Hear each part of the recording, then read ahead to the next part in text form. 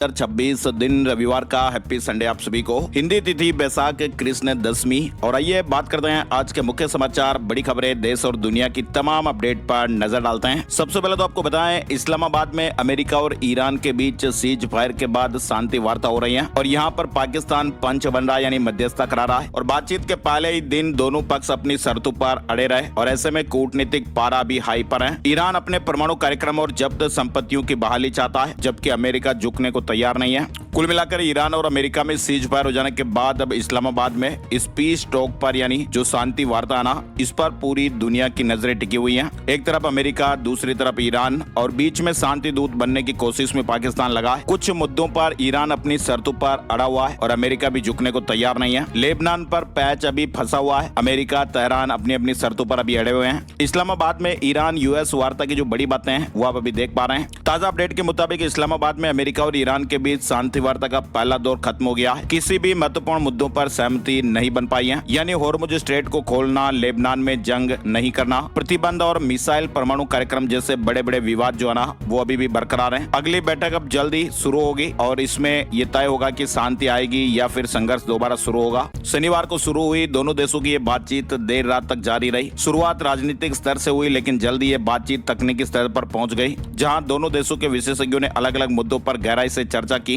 करीब 4 से 5 घंटे तक चली आमने सामने की बातचीत के बाद ये साफ हो गया कि भाई ये रास्ता आसान नहीं है। बातचीत खत्म होने के बाद दोनों पक्षों ने एक दूसरे को लिखित प्रस्ताव सौंपे हैं, जो इस बात के साफ साफ संकेत है कि ये मामला अभी भी लंबा खींचने वाला है। ईरान की महत्वपूर्ण शर्तों में आपको बताएं दोस्तों, लेबनान का मुद्दा भी कम गंभीर नहीं है। ईरान ये पहले ही साफ कर चुका है कि अगर शांति की बातें हो रही है तो वह सिर्फ ईरान तक सीमित नहीं रह सकती है। ईरान साफ साफ ये चाहता है कि लेबनान में भी हमले पूरी तरह से बंद किए जाए। और ईरान इस बातचीत से सिर्फ जंग रोकने की बात नहीं कर रहा है, बल्कि वह लंबे समय के समाधान की मांग कर रहा है। और ईरान ये चाहता है कि उस पर लगे हुए सभी आर्थिक प्रतिबंधों को हटाया जाए, जो नुकसान हुआ है उसकी भरपाई की जाए, लेबनान में जंग को रोका जाए। और इधर अमेरिका की अपनी शर्तें हैं। अमेरिका ये चाहता है कि ईरान अपने परमाणु कार्यक्रम को सीमित करें, मिसाइल क्षमता को कम करें और क्षेत्र में अपनी सैन्य गतिविधियों को कंट्रोल करें। हालांकि ईरान ये स्पष्ट कर चुका है ना दोस्तों कि वह परमाणु हथियार नहीं बनाएगा और साथ ही अपने मिसाइल प्रोग्राम से समझौता नहीं करेगा। तो यही वजह है कि बातचीत में भी दोनों पक्ष अपनी अपनी शर्तों पर फिलहाल अड़े हुए हैं। पहले दौर की बातचीत पूरी हो चुकी है और दूसरे दौर की बातचीत का सिलसिला भी देर रात तक जारी था। 47 साल बाद दोनों देशों के आमने सामने ये बातचीत हो रही है और ईरान की ये मांग है कि लेबनान पर हमले तुरंत बंद कर दिए जाए। यही सबसे बड़ा मेन मुद्दा अभी चल रहा है और ये मीटिंग आज रविवार को भी जारी रह सकती है। और इधर एक ये भी खबर आ रही है कि चाहकर भी होर्मुज स्ट्रेट को ईरान नहीं खोल पा रहा है, क्योंकि बारूदी सुरंगें बिछाकर ईरान खुद ही भूल गया उनकी लोकेशन को कि कहां पर ये बारूदी सुरंगें बिछाई गई है। तो न्यूयॉर्क टाइम्स की एक रिपोर्ट में इस तरह की खबर भी छापी गई है। इधर पाकिस्तान में शांति वार्ता के बीच पीएम नेतन्याहू तुर्की पर भड़क गए, ईरान में और हमलों की धमकी तक दे डाली। तो ऐसे में शांति पर संशय जो है ना वो दोस्तों भी बरकरार है। शांति समझौते के लिए यूएस के सामने ईरान की कई शर्तें हैं। नेतन्याहू ने एर्दोआन पर भी कई आरोप लगाए हैं। तो कुल मिलाकर पश्चिम एशिया में जारी तनाव के बीच इस्लामाबाद में शांति वार्ता को लेकर ये नई हलचल भी देखने को मिल रही है। अलग अलग मुद्दे अपने अपने सामने आ रहे हैं। जमीनी हालात अभी भी बेहद संवेदनशील बने हुए हैं और लेबनान को लेकर स्थितियां अभी भी तनावपूर्ण है। इधर इस्लामाबाद वार्ता से पहले आप देखिए, ईरान के राष्ट्रपति ने 2 टूक कहा, बहादुरी से बातचीत करेंगे, राष्ट्रीय हित से समझौता मंजूर नहीं होगा। और इधर इसी बीच ये भी खबरें आ रही कि ईरान को एक नया एयर डिफेंस सिस्टम देने वाला चाइना। सीज फायर के बीच ये अमेरिका को भड़काने वाली रिपोर्ट भी सामने आई। और इधर भारतीय सेना के ऑपरेशन सिंदूर में अपना रेलवे में 8 बड़े बदलाव होने वाले हैं। भारतीय रेलवे वित्त वर्ष 2026-27 में सफर को आरामदायक और हाईटेक बनाने के लिए कई बड़े बदलाव करने जा रहा है। कई व्यवस्थाओं में बदलाव, जैसे आप देखिए नए नियम, ट्रेन छूटने के 8 घंटे पहले रिफंड मिल जाएगा, इस तरह का नियम लागू हो गया है। पहले 4 घंटे की लिमिट थी। काउंटर टिकट अब किसी भी स्टेशन से कैंसिल हो जाएगा। चार्ट बनने के बाद भी बोर्डिंग स्टेशन को आप बदल पाएंगे। ट्रेन में ट्रेवल क्लास अपग्रेड करने की भी सुविधा मिलेगी। हाइड्रोजन ट्रेन आप देखिए, भारत अपनी पहली हाइड्रोजन ट्रेन लॉन्च करने के बेहद करीब है। साथ ही लंबी दूरी के लिए 12 नई वंदे भारत स्लीपर ट्रेनें भी चलेगी। स्टेशनों पर 75 नए होल्डिंग एरिया भी बनेंगे, भीड़ से राहत मिलेगी। और इसके अलावा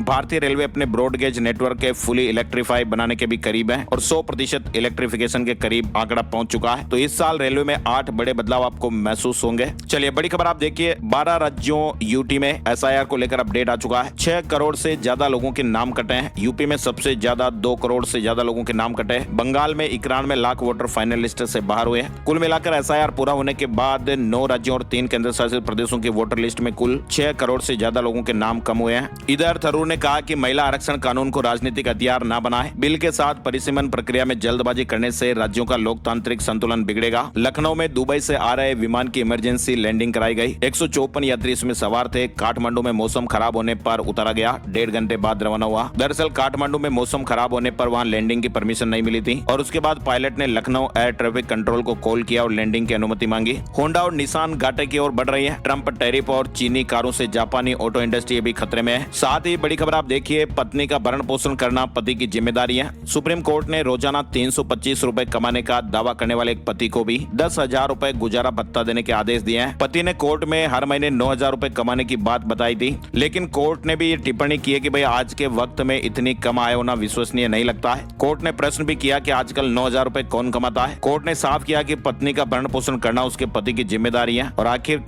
सुप्रीम कोर्ट ने हाई कोर्ट के फैसले को बरकरार रखते हुए पति को 10,000 मासिक भत्ता देने के ऑर्डर दिए। और अब महाराष्ट्र से बड़ी खबर आप देखिए, महाराष्ट्र के ट्रक मालिकों और ट्रांसपोर्टर्स के लिए एक बड़ी राहत भरी खबर सामने आई है। भारी वाहनों के नियमों में बदलाव हुआ है। अब क्लीनर न रखने पर भी जुर्माना नहीं लगेगा। महाराष्ट्र राज्य सरकार ने भारी वाहनों में क्लीनर या अटेंडेंट न होने पर वसूले जाने वाले जुर्माने को पूरी तरह खत्म कर दिया है। वर्षों से ट्रांसपोर्टर्स के लिए सिरदर्द बने इस नियम के हटने से न केवल उनका करोड़ों रुपए का आर्थिक नुकसान बचेगा, बल्कि चालकों को हो रही मानसिक परेशानी से भी मुक्ति मिलेगी। तो ये अच्छा अपडेट आया है। मुंबई में किराए का घर खोजने के लिए झंझट नहीं रहेगा। मुख्यमंत्री देवेंद्र फडणवीस ने एक बड़ा फैसला लिया है और ऐसे में अब लोगों को किराए के घर खोजने में दिक्कत नहीं आएगी। दरअसल सरकार एक डिजिटल पोर्टल विकसित करने जा रही है, जहां पर किराए के घरों की पूरी जानकारी उपलब्ध होगी। देश भर में लागू हुआ डिजिटल टोल का नया नियम, लेकिन इन 5 राज्यों में अभी भी कैश से टोल भर सकेंगे। देश भर के टोल प्लाजा पर अब डिजिटल पेमेंट करना अनिवार्य हो गया है। हालांकि तमिलनाडु, केरल, असम, पश्चिम बंगाल और पांडिचेरी में सफर करने वालों को अभी भी कैश से टोल चुकाने की छूट है। इन राज्यों में चुनाव और आचार संहिता होने के कारण फिलहाल पुराना सिस्टम ही लागू रहेगा और चुनाव प्रक्रिया खत्म होते ही यहाँ पर भी फास्टैग और यूपीआई अनिवार्य है। दिल्ली में आप देखिए, दिल्ली सरकार ने नई ईवी नीति 2026 का ड्राफ्ट जारी कर दिया है, जिसमें 3,954.25 करोड़ का प्रावधान है। 30 लाख रुपए तक की इलेक्ट्रिक कारों पर 100% रोड टैक्स में छूट दी जाएगी। और एक खबर ये भी आ रही है कि दिल्ली सरकार 2028 तक पेट्रोल 2 व्हीलर और 2027 तक 3 व्हीलर पर रोक लगाने की तैयारी कर रही है। नई ईवी पॉलिसी के इस प्रस्ताव का असर सोमवार को शेयर बाजार पर भी दिखाई दे सकता है। यानी बजाज, टीवीएस और ओला जैसी ऑटो कंपनियों के साथ साथ बैटरी बनाने वाली एक्साइड और टाटा पावर के शेयरों में भी भारी उछाल आने की उम्मीद है। दिल्ली में पेट्रोल बाइक पर बैन लगाने की तैयारियों को लेकर अपडेट है। और इधर बड़ी खबर आप देखिए, केंद्रीय कर्मचारियों को भले ही अभी महंगाई भत्ते का इंतजार हो रहा है, लेकिन तेलंगाना सरकार ने अपने राज्य सड़क परिवहन कर्मचारियों को बड़ी सौगात दी है। तेलंगाना में सरकार ने उनके डीए में 2.1% का इजाफा कर दिया है। कुल भत्ता 52.8% हो गया है। हेल्थ इंश्योरेंस वालों के लिए भी बड़ी राहत की खबर आ रही है। अब अस्पताल नहीं बना पाएंगे मनमाना बिल, नया नियम आ रहा है। हेल्थ इंश्योरेंस के बावजूद भी हॉस्पिटलों के भारी बिल और क्लेम मिलने में देरी से परेशान लोगों के लिए गुड न्यूज है। बीमा नियामक आप जानते ही हैं,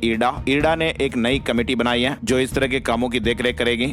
अस्पतालों की मनमानी पर रोक लगेगी। क्लेम सेटलमेंट में अब इंतजार का झंझट नहीं रहेगा। और इधर बड़ी खबर आप देखिए, अब और आसान होने वाली है आपकी बैंकिंग सुविधाएं। आरबीआई ने लॉन्च किया उत्कर्ष 2.0। सर्विस क्वालिटी और तकनीक में बड़ा सुधार दिखाई देगा। उत्कर्ष 2.0 आरबीआई का मध्यम अवधि का एक रणनीतिक ढांचा है और इसका मुख्य फोकस बैंकिंग सेवाओं में पारदर्शिता लाना, तकनीकी बुनियादी ढांचे को मजबूत करना और वित्तीय स्थिरता को बढ़ावा देना है। तो इसीलिए आरबीआई ने उत्कर्ष 2.0 नाम से एक मिडिल टर्म का स्ट्रेटेजी फ्रेमवर्क जारी किया है। कस्टमर सर्विस को बेहतर बनाने पर जोर रहेगा। उड़ीसा से जुड़ी बड़ी खबर आ रही है। उड़ीसा में वेदांता का बड़ा दावा आप देखिए, 2 कंपनियों के साथ हाथ मिलाया है और 500 करोड़ रुपए के निवेश से राज्य को फायदा मिलेगा। इंडक्शन खरीदते वक्त लापरवाही महंगी पड़ सकती है। सरकार ने ये बताया कि आप ये मार्क जरूर चेक करें। सरकार ने ग्राहकों को सीआरएस मार्क देखकर खरीदने की सलाह दी है। डिपार्टमेंट ऑफ कंज्यूमर अफेयर्स ने ट्विटर यानी एक्स पर बताया कि ये मार्क देखने के बाद ही आपको इंडक्शन खरीदना है। सीआरएस मार्क चेक कर लें ताकि झटके, ज्यादा गर्म होने और आग लगने जैसे खतरों से बचा जा सके। सेबी से जुड़ी बड़ी खबर आ रही है। सेबी ने व्यापार में सुगमता और साइबर सुरक्षा के लिए 3 नए आईटी प्लेटफॉर्म लॉन्च कर दिए हैं। डिटेल और आप यहाँ स्क्रीन पर देख सकते हैं। सेबी का ये बड़ा अपडेट है। साथ ही दोस्तों आपको पता है, पहले के जमाने में लोग गूगल करते थे किसी बात को सर्च करने के लिए, लेकिन आजकल एआई चैट का इस्तेमाल होता है। चैट जीपीटी, जेमिनी, कोपायलट जैसी सुविधाएं आजकल आ गई हैं। लेकिन आपको बताएं, एआई चैटबॉट आपकी बातचीत को सेव कर सकते हैं और ऐसे में आपकी प्राइवेसी खतरे में पड़ सकती है। इसलिए सुरक्षित रखने का तरीका आपको जरूर ध्यान में रहना चाहिए। एआई चैट से भी आपका डेटा लीक हो सकता है, तो ऐसे में आप ध्यान दीजिएगा। चैट जीपीटी इस्तेमाल करते समय यूजर को कुछ जरूरी सेटिंग पर ध्यान देना चाहिए। अगर आप चैट जीपीटी इस्तेमाल करते हैं तो सबसे पहले आपको सेटिंग में जाकर improve the model for everyone option को बंद करना जरूरी है ताकि आपकी इस बातचीत को एआई ट्रेनिंग में इस्तेमाल ना किया जाए। गूगल जेमिनी में प्राइवेसी सेटिंग का महत्व आप देखिए तो जेमिनी एप्स एक्टिविटी को बंद करना भी जरूरी है। माइक्रोसॉफ्ट को-पायलट में भी आप कंट्रोल कर सकते हैं। सेटिंग में जाकर प्राइवेसी सेक्शन में ट्रेनिंग ऑन टेक्स्ट और ट्रेनिंग ऑन वॉइस जैसे ऑप्शन को आपको बंद कर देना है ताकि एआई ट्रेनिंग के लिए आपकी बातचीत को इस्तेमाल नहीं किया जाएगा। और इधर बड़ी खबर गूगल एआई को लेकर आई है। अब एक ही सर्च में गूगल बुक कर देगा आपकी रेस्तरां में टेबल। एजेंटिक एआई की सुविधा शुरू हो गई है, यानी गूगल अब सिर्फ आपके सवालों के जवाब ही नहीं देगा बल्कि आपके लिए काम भी करेगा। भारत में गूगल ने अपने सर्च में एजेंटिक एआई क्षमताओं को रोल आउट करना शुरू कर दिया है। अब आप सीधे ही गूगल सर्च से रेस्टोरेंट में टेबल बुक कर पाएंगे, वो भी बिना किसी अलग अलग वेबसाइट या ऐप पर गए। तो ये नई सुविधाएं टेक्नोलॉजी के हिसाब से समय के साथ बदलती रहती हैं। इधर महाकुंभ की वायरल गर्ल मोनालिसा केस में मध्य प्रदेश सरकार का बड़ा एक्शन हुआ है। फर्जी बर्थ सर्टिफिकेट जारी करने वाले सीएमओ को हटा दिया गया। कुल मिलाकर महाकुंभ की वायरल गर्ल मोनालिसा मामले ने अब तूल पकड़ लिया है। बिहार में सरकारी डॉक्टरों की प्राइवेट प्रैक्टिस पर रोक लगा दी गई है। नीतीश सरकार ने बड़ा फैसला लिया। बिहार में स्वास्थ्य सेवाएं सुधारने के लिए सरकारी डॉक्टरों की प्राइवेट प्रैक्टिस पर रोक लग गई है। ये फैसला निश्चय 3 योजना के तहत लिया गया है। डॉक्टरों को नुकसान से बचाने के लिए उन्हें भत्ता दिया जाएगा। बिहार के 630 खिलाड़ियों को स्पोर्ट्स स्कॉलरशिप भी मिलेगी। 3 लाख रुपए से लेकर 20 लाख रुपए तक की स्कॉलरशिप का तोहफा मिलेगा। इधर बिहार के कटिहार में हुए सड़क हादसे पर राष्ट्रपति द्रौपदी मुर्मू, पीएम मोदी और सीएम नीतीश कुमार ने दुख जताया है और मुआवजे का ऐलान भी किया। दरअसल बिहार में सड़क हादसे में 13 लोगों की जानें चली गई, 32 लोग घायल हो गए और मरने वालों में एक ही परिवार के 5 लोग भी शामिल हैं। एक बस ने पिकअप को उड़ा दिया था। गुजरात निकाय चुनाव में बीजेपी का बड़ा दाव, 60% से ज्यादा पार्षदों के टिकट कट गए। गुजरात के स्थानीय निकाय चुनाव से पहले बीजेपी ने नो रिपीट फॉर्मूला लागू करते हुए 60% से ज्यादा मौजूदा पार्षदों के टिकट काट दिए हैं। अहमदाबाद में सबसे ज्यादा बदलाव हुआ है जबकि सूरत में सबसे कम बदलाव हुआ। वैसे गुजरात पिछले 30 से ज्यादा सालों से भाजपा का मजबूत गढ़ बन चुका है। और बड़ी खबर आप देखिए, पंचायतों द्वारा सुनाए जाने वाले फरमानों,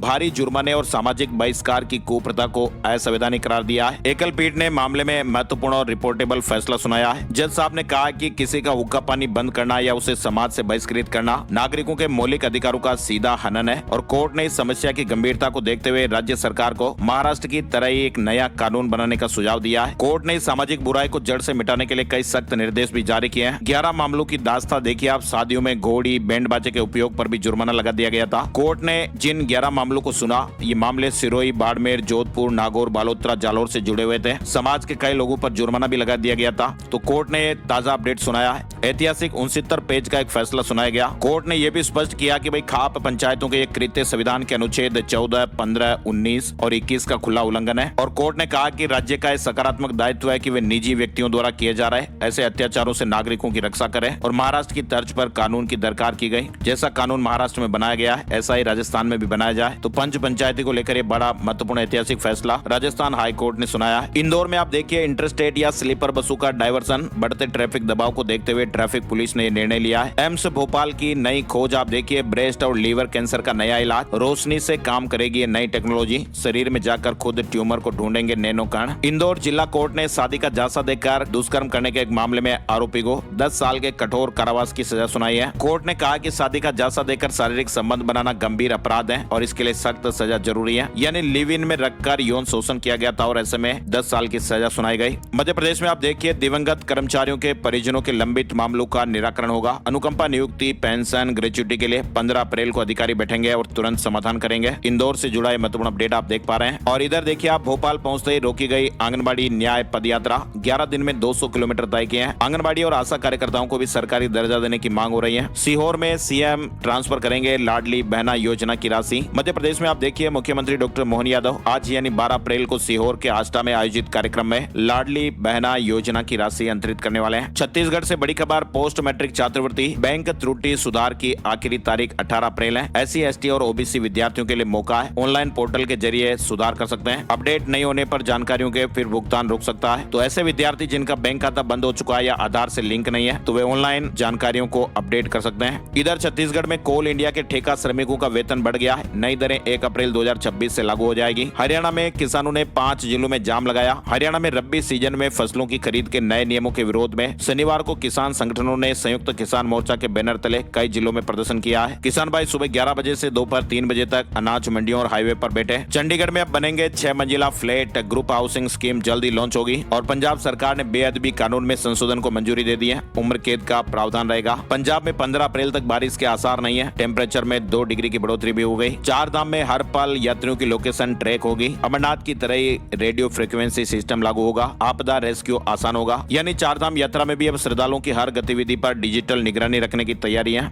अमरनाथ यात्रा की तरह ही RFID सिस्टम लागू करने का सुझाव दिया गया है। प्रशासन को हर समय यह पता रहेगा कि भाई कौन सा यात्री अभी कहाँ है, किस रूट पर है, कितनी भीड़ है। यात्रा मार्ग पर जगह जगह RFID रीडर लगाए जाएंगे। SSC गलत सवाल पर पूरे नंबर देगा। ऑब्जेक्शन मैनेजमेंट सिस्टम 2026 जारी हो गया है। नई गाइडलाइंस आई है जिसकी ये 6 जरूरी बातें भी आप यहाँ पर देख सकते हैं। बच्चों से जुड़ा अपडेट है। और अब चलते चलते एक नजर आज का राशिफल भी जान लेते हैं। आज 12 अप्रैल रविवार को मेष राशि वालों के लिए रुकी हुई पेमेंट मिलने और आर्थिक स्थितियां मजबूत करने का दिन है। वृष राशि वालों को किसी खास व्यक्ति का आज सहयोग मिलेगा और उधार दिया हुआ पैसा भी आंशिक रूप से वापस मिल सकता है। मिथुन राशि वालों का रुका हुआ पैसा टुकड़ों में वापस आएगा। तुला राशि वालों के लिए रुका हुआ पैसा वसूलने का अच्छा समय है, लेकिन निवेश से भी बचना होगा। धनु राशि वालों को उधार दिया हुआ पैसा मिलने, आय बढ़ने और सहयोगियों के सहारे काम बेहतर होने के योग है। मकर राशि वालों का मनचाहा काम पूरा हो सकता है और व्यवसाय में नया प्रयोग फायदा दे सकता है। और बाकी राशियों के लिए मिला जुला दिन रहने वाला है। आज के मुख्य समाचार के वीडियो में फिलहाल बस इतनी ही खबरें। ऐसे ही काम की ताजा खबरों का वीडियो हम हर रोज आपके लिए लेकर आते रहते हैं, तो आप प्लीज इस वीडियो को लाइक और शेयर जरूर कर दीजिएगा ताकि हमें आपका प्यार मिले और ऐसे ही हम हर रोज आपके लिए मेहनत करते रहें। प्लीज आप लाइक और शेयर जरूर करके जाइएगा। वीडियो को आपने यहाँ तक देखा, इसके लिए आपका दिल से बहुत बहुत धन्यवाद और शुक्रिया। नए वीडियो में नई जानकारी के साथ फिर मिलते हैं, तब तक के लिए जय हिंद, जय भारत, वंदे।